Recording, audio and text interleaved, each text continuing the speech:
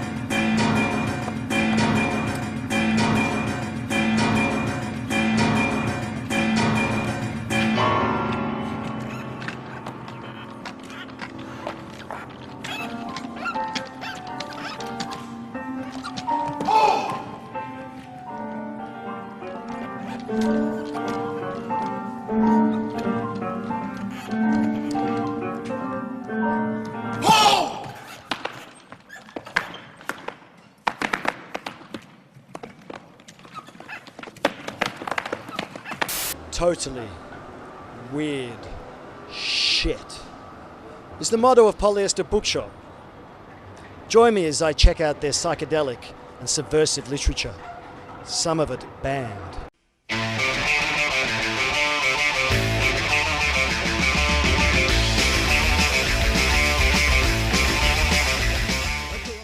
Hi, I'm here at Polyester Bookshop, iconic alternative underground home of totally weird shit, and it says that on the front, so they must be serious.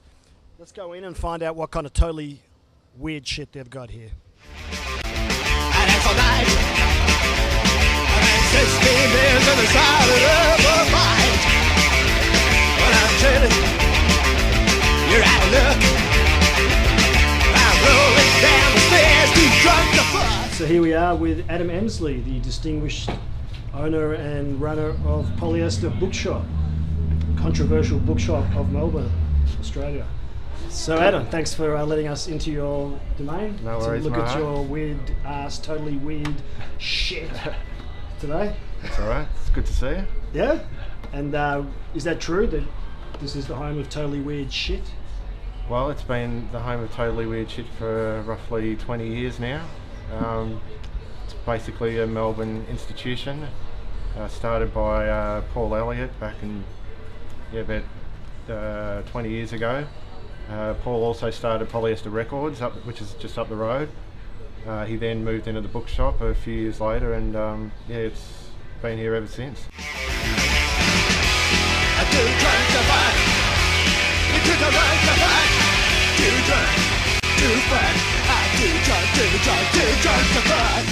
So you've been here the last couple of years, haven't you? Yeah, my wife and I took over 2 years ago, so we're keeping the legacy alive. So what qualifies you and your wife to be purveyors of totally weird shit?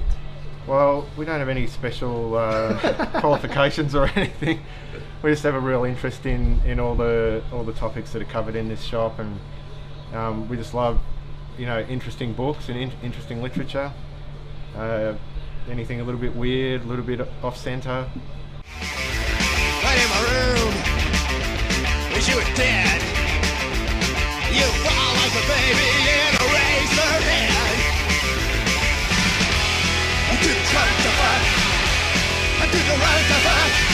Too drunk to fuck.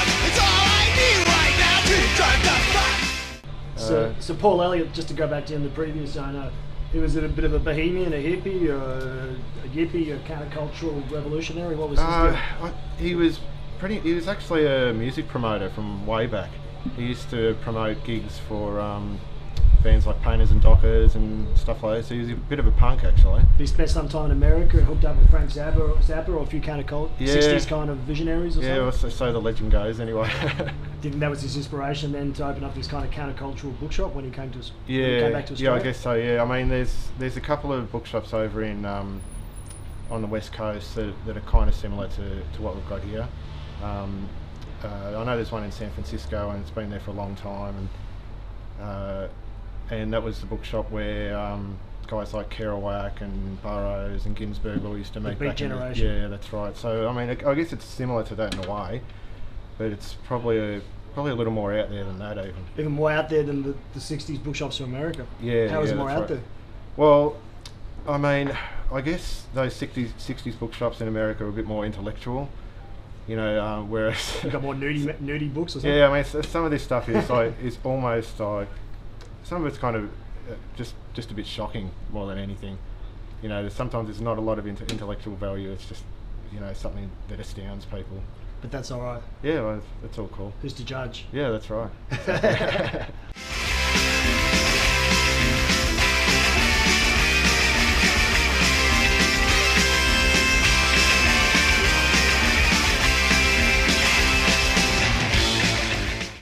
This place has been raided a few times over the years, hasn't it, by the police? Yeah, the last time, thankfully, was about 12 years ago in 2000.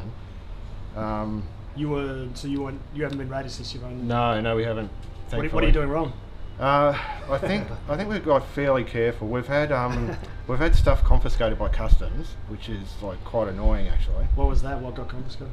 We got some sort of porn DVDs got snatched by customs. What kind of porn? Basically retro 70s and 80s kind of proper stuff. porn, X-rated, Yeah, proper porn. penetrative. Yeah, all that. all the good stuff. And that was confiscated? How dare they confiscate your vintage porn? Yeah, that's right. It's an outrage. I mean, maybe one of the customs officers had a bit of a thing for vintage porn and decided to keep some for himself, but like, we haven't seen it I'm since. sure. So. I'm sure he studied it closely. Yeah.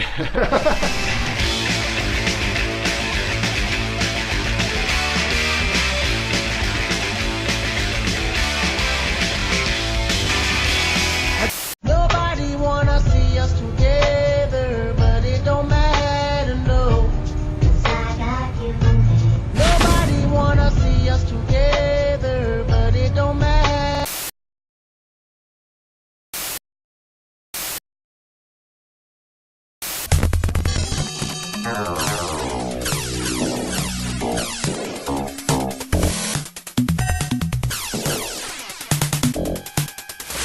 Yeah, we were just standing here with Dave. Not a regular customer apparently, but what were you looking at, Dave? Were you looking at the big butt book? I'm not gonna lie, it did catch my eye. I'm actually doing some shopping for a wedding present, so it's probably not appropriate. Yeah, what about the pornogami, maybe? Again, probably not kind of the angle I was going Or from. world's greatest Well, yeah, if an artistic erotica? if there's an artistic angle, well, maybe I can qualify for a wedding present. But I think coffee table book. But Yeah. Yeah. What about the orgasm Bible? That's going to help their marriage. geez, again, I'm not sure where that would go down, but it could be worth a shot. It's got pictures, it's got everything. It's got some. It's actually quite detailed. So I don't know. That could be the best present. The best present you'd ever for their marriage. I'm man. sure they wouldn't be expecting it anyway. But It's practical. it's practical. So Better than a toaster. Yeah. It's going to bring them more joy than a toaster. Definitely enjoy anyway. So you never been to the shop before? Or? I've been here, but not for a while. Yeah. And what do you like about it? I like that it's got things that are probably not as normal as other places, and Bit naughty? bit of a different slant on things. Bit naughty. Oh, I probably wouldn't get on the naughty road, but I think maybe some free thinking and some some leftist attitudes as opposed to being a bit more sort of generic and on corporation would be. Would that describe you, free thinker? Oh, wow, that's a big call. Yeah. I like to think so. Cool, man. So good luck on buying a wedding present. Thank you. We are with Mumtha and Jess. They're browsing here in the one of the little corners of Polyester Bookshop. So can I ask what you were looking at today? Oh, we're just looking at the Just some light fetish reading. section here at Oh, Polyester great. Books today. Yeah. What's in the fetish section? Yeah. This is fetish. Fetish. Yeah. German. Fetish, yeah. Yeah. So Mumtha's just come down from India for a week, and I Okay. just wanted to take her to a few stores that have got some interesting stuff that you wouldn't find back You're in interested India. in a bit of fetish? How did you know? And you know, it's much easier to take these things home in your suitcase than to post them. Yeah, where's So, home? India. Delhi. Okay, so you can, and you wouldn't get arrested at the airport if they pull that out or No, something? I'm not going to be showing this. No. Brown paper bag. Books are fine. So this is- Maybe not toys. It's your business. Maybe not handcuffs. Wow, I was just telling these guys there's a shop here just around the corner which sells Gothic Realtiy clothing on Saturdays, but I'm not really too interested in it. But no, it's alright. I mean, So what draws you to this shop? Like, what kind of things would you be interested in here? What would you look at if you come in here? What would you go straight for? Shivers, gosh. Well, I think what was I looking at? Pretending things are a cock. So I guess that was the first thing I picked up. But there's heaps of literature in here I'm really interested in. So you like the deep things in life? Sure, definitely. Deeper the better, man. Like. Cool. All right. Well, thank you very much for your time. Thank you, man. Enjoyed your Gothic leader back. So. Thank you. Thanks, guys. Yep. So what's your name? My name's Laurie. And you're from West Australia. Yep. And you're saying some of these books could get you arrested in West Australia. Definitely. Which ones? There are ones on drugs and drug manufacturing. Some of the booby trap stuff and about survival and that. So West Australia's got more oppressive censorship laws, haven't they, than Victoria? Yeah, we're more of a nanny state. Hey? More of a nanny state. More of a nanny state. Yeah, you can't do very much. And what, you're here for the you're here for the booby trap books and the. See what's new. It's been about the third or fourth time I've been here. A friend's been in Melbourne for about 10 years, and his friend used to own this place, and that's when he showed us this. It's pretty good.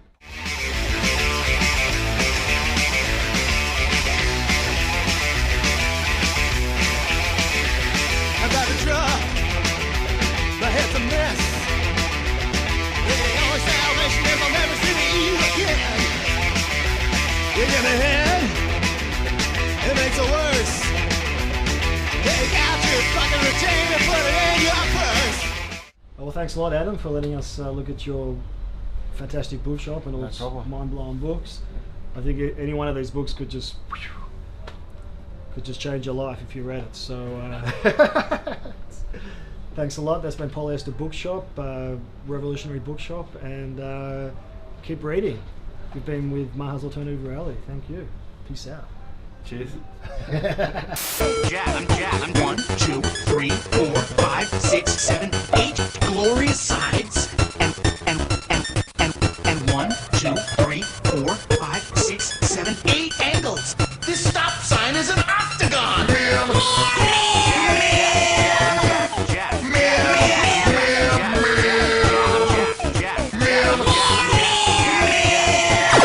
We found an octagon. We recently sent out our reporter Realtiy on a fishing expedition. She came up with mermaids. Let's check out the catch of the day.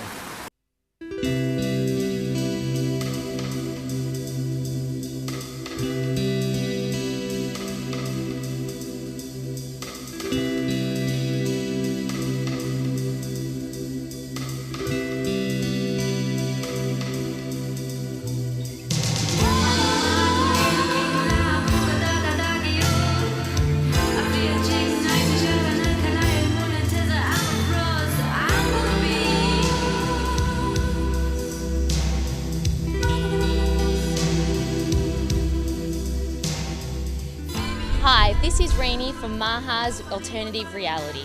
Today we're exploring the wonderful world of mermaids. Now, what exactly do we know about mermaids? Well, it's a mythological creature, and over 1,000 years ago, that's when the history started, with numerous stories all over the world.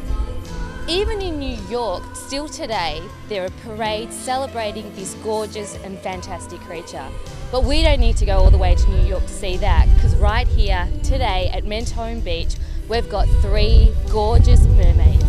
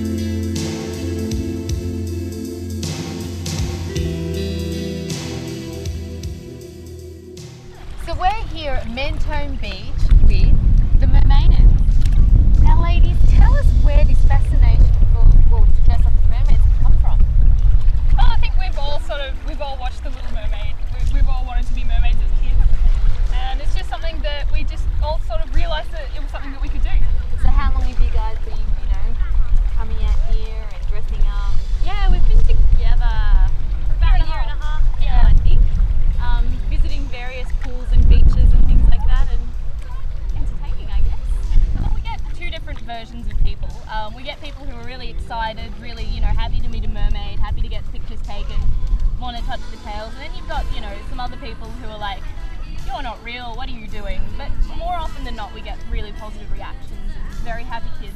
Yeah, things like that. Sometimes you get those shy kids who kind of edge closer to you when you're not looking, but then they run away as soon as you do. I mean, I think the fascinating thing about you guys is the fact that you're bringing something that we see on TV screens to life. And but you also do have a lot of hidden messages behind what you're doing, aside from the entertainment part. Describe some of the key messages that you guys kind of get out there. Well, the bay here, Popular Bay, is home to a lot of really exotic wildlife that people just don't know about. Like, people look at the bay and they think it's just an empty wasteland, but it's not. I mean, already as a scuba diver, there's so much out there that people just don't have any idea about. 10 years ago it was much, much worse, but if you go on the ride here, there's a resident seal that lives there. There are giant stingrays. One actually doesn't have a lot of his tail, and all the local divers call him Stumpy. At Flinders Pier you're going to see things like weedy sea dragons. Legarry Pier you're going to see things like octopus. You've got heaps of things in the bay, and that just means that Melburnians should be trying to conserve it and recycle and keep it as clean as possible for all those animals. And so did you guys always have a fascination for mermaids, you know, before a year and a half ago? Describe how that was like. Yeah, I definitely did. When I was a little kid, I had a pool in my backyard, and I'd always be pretending to be Ariel or Ocean Girl, and just always try to kick like a dolphin and just be a mermaid. Yeah. I knew all the words to Part of Your World when I was 2. May God bless the United States of America.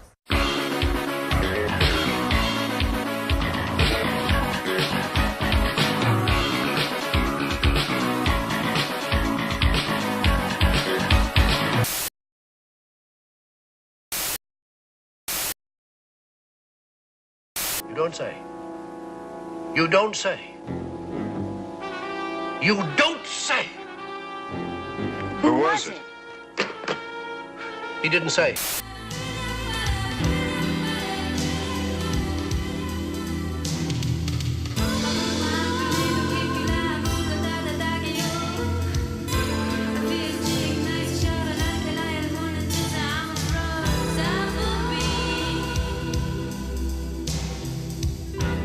Now viewers, if you can have a good look at what their costumes are made out of, it's quite elaborate. Now describe some of the work behind your particular costume, because this one's actually handmade, isn't it? Yeah, that's right. Mine's actually a wetsuit neoprene underneath, and over the top it's just a silicone sealant that you can get at pretty much any hardware store. There are a few little bits added on from when I used to have a fabric tail that was in line form, and I sort of did a bit of transplant surgery on it and sort of put them together, and it's come out pretty nice, I think. You've bought your suit. Yes, I don't have a crafty bone in my body, I must admit. So I decided to purchase mine from a tail maker in the US. Yeah. So this one's made of neoprene wetsuit material again, and it's got latex coating over the top of it, which has been painted quite nicely. So that's very beautiful, actually. And what about your gorgeous fin? Mine actually is probably one of the easier ones to make. This is just lycra. It's wetsuit swimwear material, the same as like swim tops, swim pants. It's gotten, you know, kind of scaling on top of it, and paint. It's a very simple thing to make, actually. So what is it like at kids' parties when they see you in the water, and describe their reactions, because you've had some pretty amazing reactions today. They ask lots of questions. Lots of the usual stuff like, how can you hold your breath underwater all the time? To that we say we're mammals, we've got hair, you know, we're just like seals or dolphins, we have to come up and breathe. Oh, good one. So, yeah, there's that, and can you talk to the fish, can you sing? We've talked plenty about the mermaids. What about mermen? Do you find there's a lot of men out there that are interested to get involved? Yeah, it's quite surprising actually. A lot of the guys out there are special effects artists, and they have made tails for other people, and then they just want to get involved as well and try it out. And I've got friends that have tried on my tails and they've had a blast, and obviously they're not here today, they're a little bit shy, but there are lots of mermen out there. Yeah. More than you'd think. Many more than you'd think. And tell us about some funny stories when you've put on these lovely fins that you've attracted. Well, once we were actually here at Mermaid Rock over there. Rock. And we had a grandmother come up to us, and we'd seen her passing once, and then she came back running with a camera and said that to get her grandson to come over, she used to say that mermaids would swim up and sit on the rock, and that she, that the sun should come down and come have a look. And she was gobsmacked when one time she managed to find mermaids on her grandson's Mermaid Rock, and so she ran, took photos of us on the rock, and she was like, good, now my grandson can come and visit more. What would you say to someone that wanted to become a mermaid? What are some of the prereqs for an ideal mermaid? Don't be afraid to do what you're interested in. Just no matter what people say, you can't let people get to you and tell you can't do that because it's not real. We're living proof of that. If people want to know more about where they can find that information, where should they go? We do have a Facebook page, and the URL is easy enough. It's www.facebook.com/mermaidens. So it's easy enough to find. It's pretty simple. The other place, just for mermaiding information in general, there's a wonderful web forum called Mer Network that's based in America, but there's mermaids from all over the world who come on there and talk about tail making techniques, and professional mermaiding, scuba, stories people have written. Like, there's so much excitement about mermaids around the world, so it's really great. Maybe I could try on one of your fins and give it a burl. It's probably the best. Yeah. It's much better when you're swimming because then you don't have drag. Oh, now it's very hard to get up, isn't it? Yeah. It does tend to weigh you down. Hard. How do you feel trying to get it up even? We've had lots of practice. We've got strong ankles. Okay. So there you have it. 3 gorgeous Australian mermaids right here at Mentone Beach. I'm Realtiy, and thanks for watching Maha's Alternative Reality.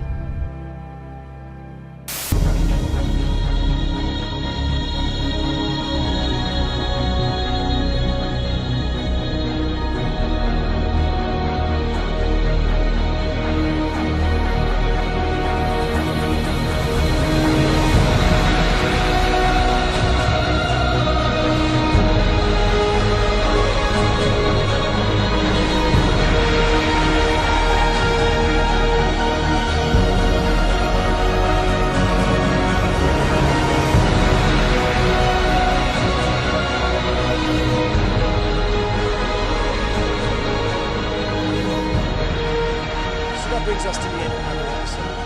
Hopefully scintillating. If you want to learn or see more, check out our Facebook page or YouTube channel. And remember, let your freak flag fly!